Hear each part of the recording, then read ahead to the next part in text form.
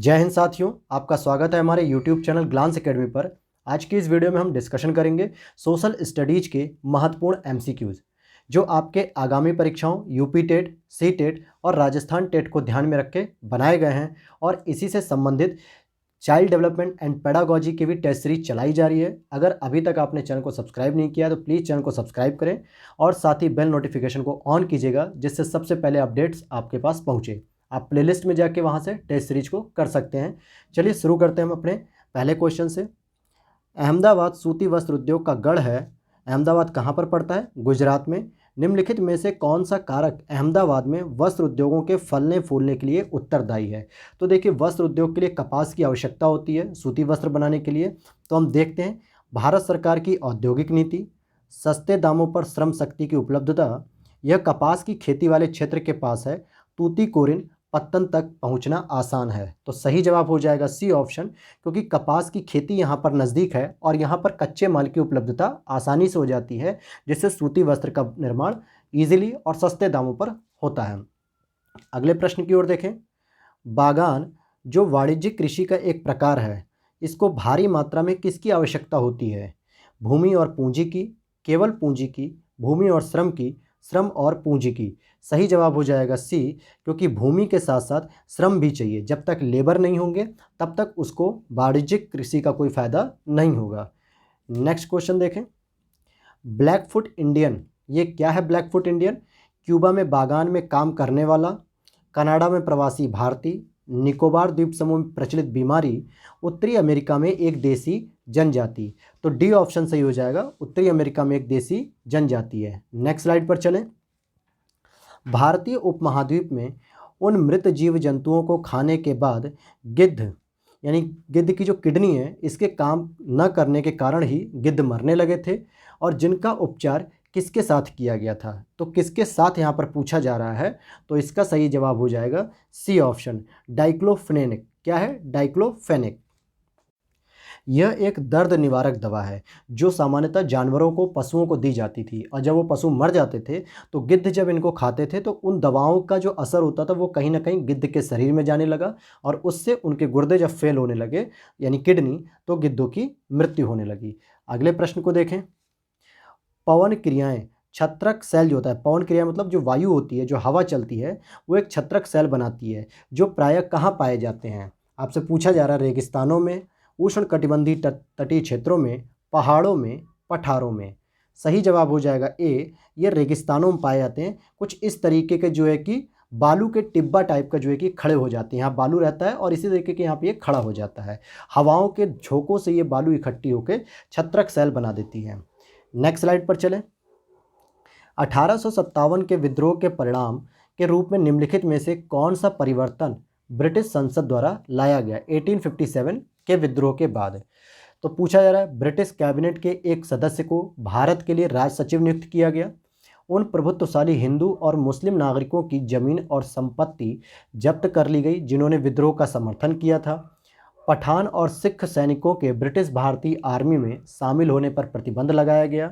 देश के सभी शासन अध्यक्षों को यह चेतावनी दी गई, यदि वे किसी भी विद्रोह का समर्थन करते हैं तो उनके विरुद्ध सैनिक कार्रवाई की जाएगी। तो पहला ऑप्शन यहाँ पे सही हो जाएगा, क्योंकि ब्रिटिश कैबिनेट के एक सदस्य को भारत के लिए सचिव नियुक्त किया गया था, क्योंकि 1858 में जब 1857 की क्रांति हुई थी तो 1858 में एक ब्रिटिश संसद के द्वारा एक्ट पारित किया गया, जिसके अंतर्गत ब्रिटिश शासन के अंतर्गत, यानी भारत का जो शासन चलता था वो ईस्ट इंडिया कंपनी से छीनकर ब्रिटिश संसद के अधीन कर दिया गया, महारानी के अधीन कर दिया गया था।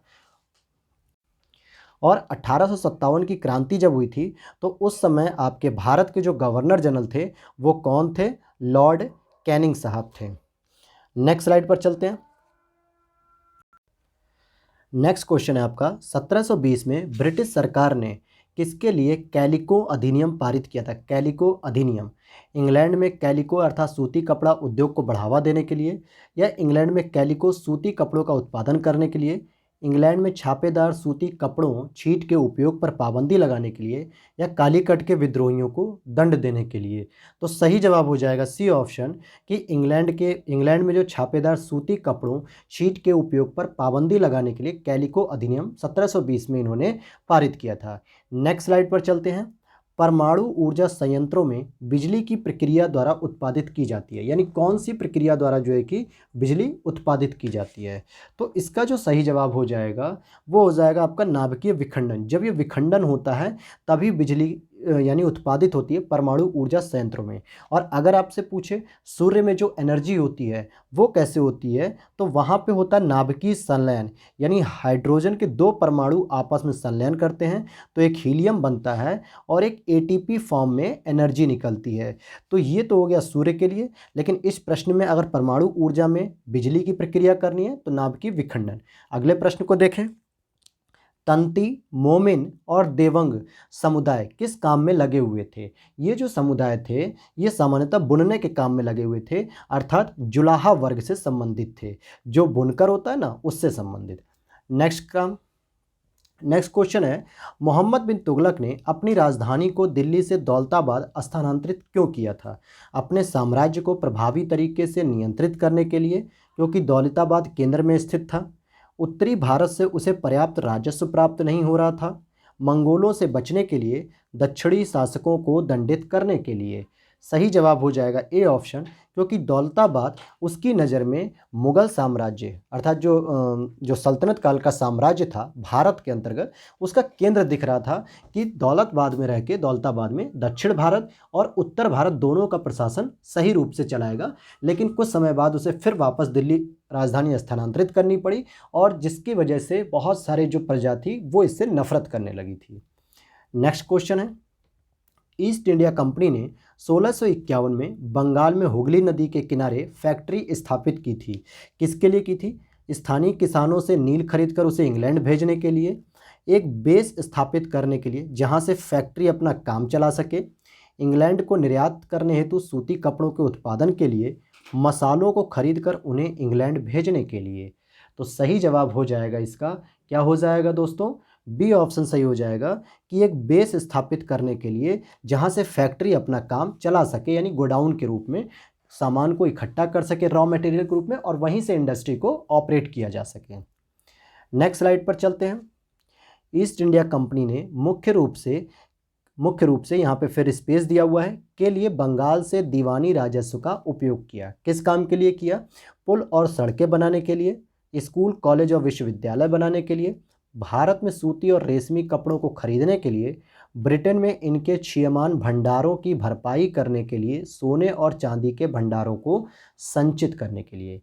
तो इसका सही जवाब हो जाएगा सी ऑप्शन, क्योंकि भारत में सूती और रेशमी कपड़ों को खरीदने के लिए और इन कपड़ों को खरीद के इंग्लैंड में बेच के जो है कि बहुत अधिक प्रॉफिट कमाना इनका एक उद्देश्य था। नेक्स्ट स्लाइड पर चलें। निम्नलिखित में से किस सुल्तान ने अनाज को शहर के बाजारों में भेजने के लिए बंजारों का प्रयोग किया। सही जवाब हो जाएगा बी ऑप्शन, अलाउद्दीन खिलजी। इसने जो है कि बाजार नियंत्रण प्रणाली को चालू किया था। अगले प्रश्न की ओर चले। बिदरी क्या था। बिदरी क्या था। बीदर में उत्पादित सूती कपड़ों का एक प्रकार, बीदर में उत्पादित तांबे के बर्तनों का एक प्रकार, बीदर के दस्तकारों द्वारा तांबे और चांदी में किया गया जड़ाऊ काम, या बीदर में उत्पादित रेशमी कपड़े का एक प्रकार।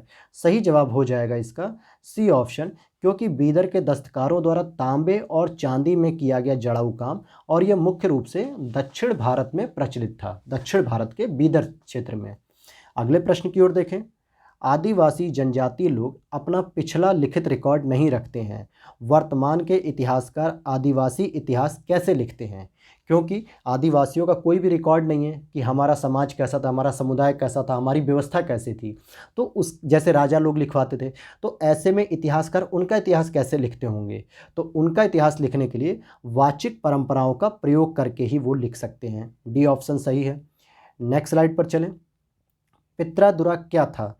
तो भवनों को सजाने की एक ही शैली थी जिसमें फूल पत्तियों से अलंकृत जो है कि डिज़ाइन बनाई जाती थी। और इसका जो भारत में सबसे पहले प्रयोग किया गया वो किया गया था एतमादौला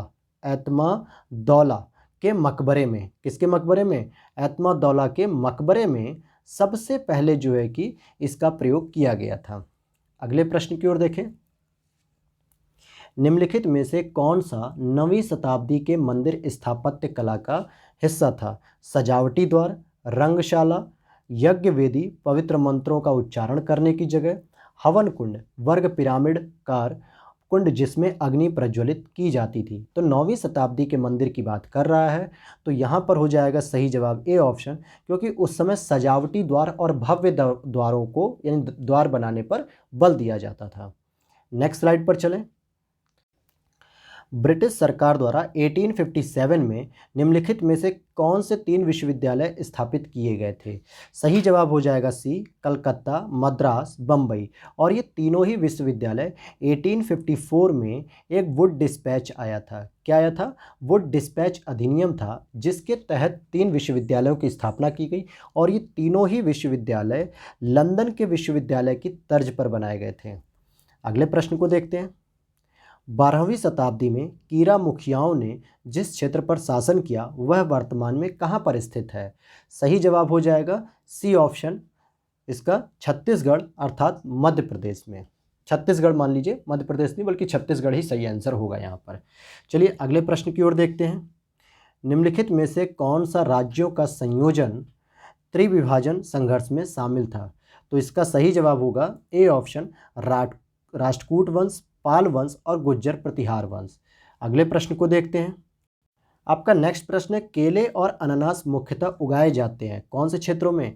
उष्ण कटिबंधीय क्षेत्रों में उगाए जाते हैं। और ध्यान दीजिएगा, भूमध्य सागरीय क्षेत्रों में रसदार फलों की खेती होती है, जैसे आपके रस जिसमें भरे होते हैं, जैसे अंगूर हो गया, स्ट्रॉबेरी हो गई, लीची हो गई। तो ऐसे फलों की खेती भूमध्य सागरीय क्षेत्रों में होती है, जबकि केले और अनानास की खेती उष्ण कटिबंधीय क्षेत्रों में होती है, जहाँ पर थोड़ी गर्माहट रहे, गर्मी का सीजन रहे। अगले प्रश्न की ओर देखें। निम्न में से किस समूह की भाषा को भारत में सबसे अधिक लोग बोलते हैं? सही जवाब हो जाएगा ए ऑप्शन, भारतीय आर्य जो समूह है, ये भाषा भारतीय आर्य समूह की भाषा को सामान्यतः भारत में अधिक लोग बोलते हैं, जिसमें हिंदी मुख्य रूप से बोली जाती है। नेक्स्ट क्वेश्चन है आपका, निम्नलिखित में से कौन जुड़वा नगर है? दिल्ली फरीदाबाद, मुंबई पुणे, बंगलौर मैसूर, हैदराबाद सिकंदराबाद। तो डी ऑप्शन सही हो जाएगा, क्योंकि यह दोनों नगर तेलंगाना राज्य में, और वर्तमान में ध्यान दीजिएगा ये दोनों ही जो नगर हैं वो तेलंगाना राज्य में स्थित हैं। और अगर हम बात करें, हैदराबाद वर्तमान में आंध्र प्रदेश और तेलंगाना की संयुक्त राजधानी है, यानी 2024 के बाद अमरावती आपकी आंध्र प्रदेश की राजधानी हो जाएगी और हैदराबाद तेलंगाना की राजधानी हो जाएगी। और तेलंगाना का निर्माण कब हुआ था? तो 2 जून 2014 को 29वें राज्य के रूप में इसका निर्माण हुआ था, 29 स्टेट के रूप में, 2 जून 2014 में। नेक्स्ट स्लाइड पर चलते हैं। सबसे अधिक मात्रा में केसर मिलता है, कहाँ पर मिलेगा? बी ऑप्शन सही है, जम्मू कश्मीर में, क्योंकि यहाँ पर क्या होता है, टेम्परेचर कम चाहिए होता है केसर के लिए। और ये किस मिट्टी में होता है? तो उस मिट्टी का नाम है करेवा मिट्टी। करेवा मिट्टी में ही जो है कि जम्मू कश्मीर में केसर मिलता है हमें। अगले प्रश्न की ओर चलें। भारत के संविधान द्वारा कितनी भाषाएं स्वीकृत की गई हैं? तो 22 भाषाएं स्वीकृत की गई हैं। और ये किस अनुसूची में है? तो ये भी जान लीजिए आप, 8वीं अनुसूची में इसका जिक्र किया गया है। अगले प्रश्न को देखें। असम के काजीरंगा नेशनल पार्क का आकर्षण कौन सा प्राणी है? असम में गैंडा इसका जो सही आंसर होगा। कौन सा? गैंडा, जो कि एक सींग वाला होता है। और असम में एक और नेशनल पार्क है जो बहुत ही फेमस है, उसका क्या नाम है? मानस। मानस जो है कि नेशनल पार्क वहाँ पे फेमस है। और काजीरंगा नेशनल पार्क भी असम का सबसे प्रसिद्ध है गैंडा के लिए। अगले स्लाइड पर चलें। वह स्थान जो किसी समय फ्रांसीसी उपनिवेश था, फोकस करिएगा, फ्रांसीसी उपनिवेश था, अब अरविंद आश्रम की मंजिल है वहाँ पर, यह कौन सा क्षेत्र था? तो इसका सही जवाब होगा सी ऑप्शन, पौंडीचेरी। और किस नाम से वहाँ पे है? तो अरुविले, इसको अरुविले जो है कि आश्रम कहते हैं, अरुविले आश्रम के नाम से जाना जाता है। अगले प्रश्न को देखें। बॉम्बे हाई यह संदर्भित है किस लिए? तो जो बॉम्बे हाई है ये अपतट तल क्षेत्र से संबंधित है, जो कहाँ पर पाया जाता है, इस तरीके से देखेंगे अगर आप, भारत के महाराष्ट्र वाले जोन से थोड़ा सा हट के समुद्र में यहाँ पे बॉम्बे हाई का एक द्वीप है, जहाँ से अपतट तल क्षेत्र पाया जाता है, यानी कोयला, जीवाश्मिक और प्राकृतिक गैस, पेट्रोल, इन सब का जो है कि खनन किया जाता है। और इसी बॉम्बे हाई पर ही जो है कि द्वीप पर बम्बई बसी हुई है। अगले प्रश्न को देखें, निम्न में से कौन सी नदी का उद्गम भारत में नहीं है? तो देखिए, नर्मदा का भी उद्गम अमरकंटक से है, गंगा का भी उद्गम अगर हम देखें तो गंगोत्री ग्लेशियर उत्तराखंड से है, कावेरी का भी उद्गम भारत में है, केवल और केवल ब्रह्मपुत्रा का उद्गम जो है कि भारत के बाहर यानी तिब्बत में से है। और तिब्बत किसका हिस्सा है वर्तमान में? चीन का हिस्सा है। तो हम यह कहेंगे कि इसका उद्गम कहाँ पर है? चीन से है। और ध्यान दीजिएगा, नर्मदा की अगर मैं बात करूं तो ये आपकी जो है कि अरब सागर में गिरती है। कौन से सागर में गिरती है? अरब सागर में। जबकि कावेरी, ब्रह्मपुत्रा और गंगा तीनों ही बंगाल की खाड़ी में गिरती हैं, वेस्ट मतलब बंगाल की खाड़ी में गिरती हैं। नेक्स्ट क्वेश्चन पर चलें, महाभारत के लेखक कौन थे? यह प्रश्न देखने में बहुत आसान है, लेकिन ऑप्शन में आज भी बहुत सारे लोग कंफ्यूज होते हैं कि रामायण की रचना किसने की, महाभारत की रचना किसने की, अभिज्ञान शकुंतलम की रचना किसने की है। तो यहाँ पर इसका सही जवाब हो जाएगा महर्षि वेद व्यास जी ने महाभारत की रचना की है। और यह विश्व का सबसे बड़ा जो है कि ग्रंथ है, और साथ ही साथ इसमें लगभग 1,00,000 श्लोक हैं। कितने श्लोक हैं? 1,00,000 श्लोक हैं। अगले प्रश्न को देखें, लाल किले का निर्माण किसने कराया? अब यहाँ पर क्वेश्चन फंसता है कि अकबर ने कराया या शाहजहां ने कराया। तो ध्यान दीजिएगा, जब भी लाल किले के नाम से क्वेश्चन पूछा जाए तो आपका सही जवाब होगा डी, क्योंकि इन्होंने दिल्ली में जो है कि इसकी स्थापना कराई थी। और अकबर की अगर हम बात करें तो इन्होंने आगरे में कराया था, और इसीलिए उसको क्या कहा जाता है? आगरा फोर्ट कहते हैं हम लोग इंग्लिश में सामान्यतः। तो इस पे ध्यान दीजिएगा। अगले प्रश्न को देखें, भारत के प्रथम राष्ट्रपति कौन थे? तो सही जवाब हो जाएगा डॉक्टर राजेंद्र प्रसाद। और डॉक्टर राजेंद्र प्रसाद तो भारत के प्रथम राष्ट्रपति थे, लेकिन राधा कृष्णन की बात करेंगे तो ये वाइस प्रेसिडेंट यानी उपराष्ट्रपति थे। और जवाहरलाल नेहरू की बात करेंगे तो ये भारत के पहले प्रधानमंत्री थे। नेक्स्ट क्वेश्चन पर चलते हैं, भारत में प्रथम आणविक जो परमाणु परीक्षण हुआ था 1974 में, उस समय हमारे यहाँ किसकी गवर्नमेंट थी? तो इंदिरा गांधी जी प्रधानमंत्री थी, कांग्रेस की सरकार थी। किस नाम से इसे जाना गया? तो इसे जाना गया था डी ऑप्शन, हंसते हुए बुद्धा, यानी बुद्धा मुस्कुराए हैं, क्योंकि भारत उसी समय पहली बार परमाणु शक्ति से संपन्न हुआ था। और दूसरी परीक्षण कब हुआ था? 1998 में किया गया था। अटल बिहारी वाजपेयी जी की सरकार थी, अर्थात जनता पार्टी की सरकार थी। अगले प्रश्न की ओर चलें, सूर्य के चारों ओर किसी उपग्रह का मार्ग क्या कहलाता है? जब सूर्य के चारों ओर कोई परिक्रमा करता है उपग्रह, तो उसको हम ऑर्बिट कहते हैं। वो अपनी ऑर्बिट यानी अपनी कक्षा में परिक्रमा करता है। नेक्स्ट स्लाइड पर चलें, ग्राम न्यायालय क्या कहलाता है? ग्राम न्यायालय सामान्य भाषा में न्याय पंचायत कहलाता है। क्या कहलाता है? न्याय पंचायत कहलाता है। अगले प्रश्न को देखते हैं हम लोग। चलिए हम नेक्स्ट प्रश्न को देखते हैं, नगर पालिका कमेटी का प्रधान क्या कहलाता है? डी ऑप्शन सही हो जाएगा, अध्यक्ष उसको कहा जाता है। अगले प्रश्न को देखें, ग्राम पंचायत के कितने पक्ष हैं? तो देखिए, ग्राम पंचायत की अगर हम बात करेंगे तो 3 पक्ष होते हैं, अर्थात पंचायती राज के अंतर्गत। आर्टिकल 40 में डीपीएसपी के अंतर्गत, directive principle of state policy यानी राज्य के नीति निर्देशक के अंतर्गत आर्टिकल 40 में ग्राम पंचायत यानी पंचायती राज की बात की गई है। और इसमें 3 पक्ष होते हैं, यानी पहले नंबर पे होता है जिला पंचायत, दूसरे नंबर पे होता है खंड पंचायत, और तीसरे नंबर पर होता है ग्राम पंचायत। तो यही प्रश्न यहाँ पर पूछा गया है आपसे। अगले प्रश्न को देखें, एलोरा के कैलाश मंदिर का निर्माण कराया गया था। किसके द्वारा कराया गया एलोरा के कैलाश मंदिर का? तो राष्ट्रकूटों के द्वारा जो है कि कराया गया। तो इस पे अब ध्यान दीजिएगा, वह कौन शासक था यह भी कभी कभी पूछ लेता है। तो उस शासक का नाम याद रखिएगा, कृष्ण प्रथम। कृष्ण प्रथम ने एलोरा का कैलाश मंदिर का निर्माण कराया था। और एलोरा कहाँ पर है? तो ये महाराष्ट्र में है। कहाँ पर है ये? महाराष्ट्र में है। और राष्ट्रकूटों का भी निवास स्थान कहाँ था? महाराष्ट्र में ही था। अगले प्रश्न को देखें, राजा हर्षवर्धन की राजधानी कौन सी थी? कन्नौज थी। कौन सी? कन्नौज। लेकिन बाद में उन्होंने अपनी राजधानी क्या बनाई? थानेश्वर बनाई थी। और ध्यान दीजिएगा, कन्नौज को या कन्नौज पर कब्जा करने के लिए ही त्रिपक्षीय संघर्ष भी हुआ था।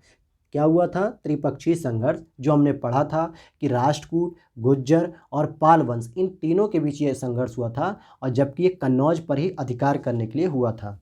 अगले प्रश्न की ओर चलें। संविधान सभा के सदस्यों द्वारा भारत के संविधान पर अंत में कब हस्ताक्षर हुए? आप जब प्रस्तावना पढ़ेंगे तो वहाँ पर लिखा होता है कि किस तारीख को हमने हस्ताक्षर किया है।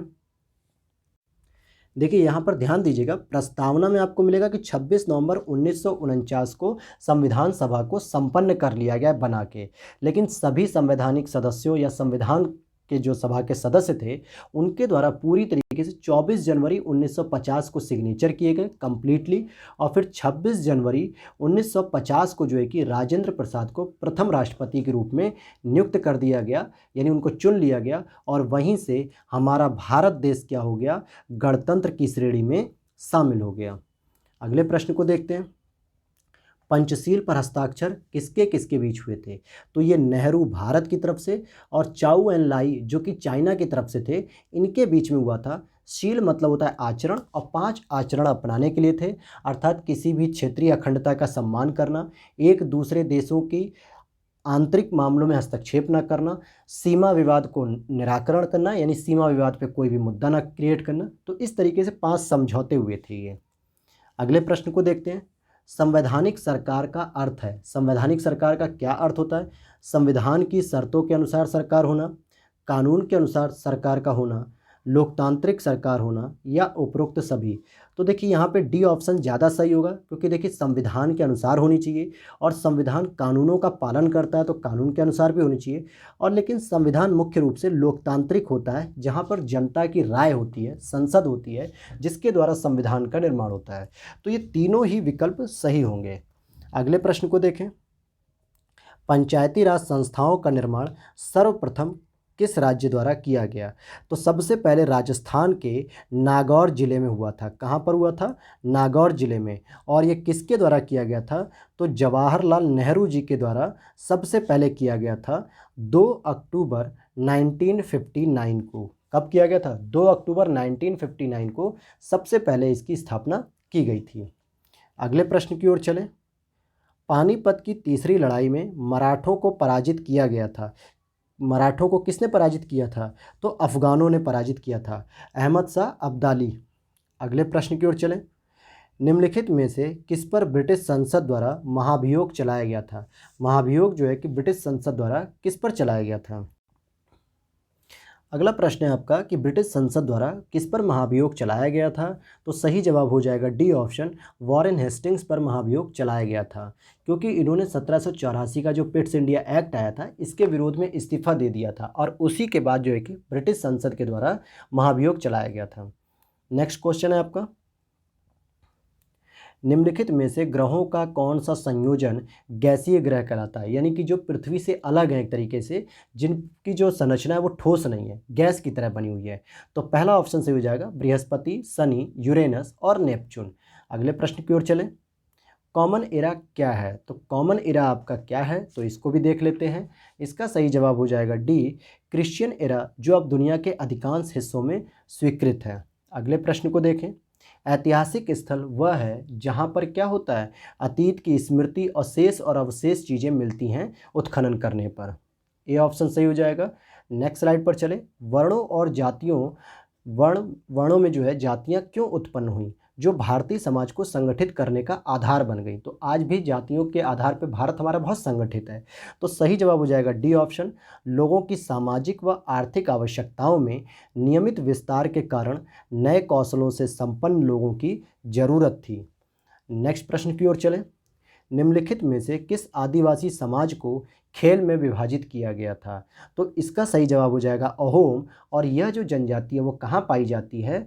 तो ये असम में पाई जाती है। कहाँ पर? असम में यह जनजाति पाई जाती है। तो ये थे आपके टॉप 50 MCQs। उम्मीद करते हैं कि आपको वीडियो अच्छी लगी होगी, तो प्लीज़ वीडियो को लाइक कीजिएगा और चैनल को सब्सक्राइब कीजिएगा।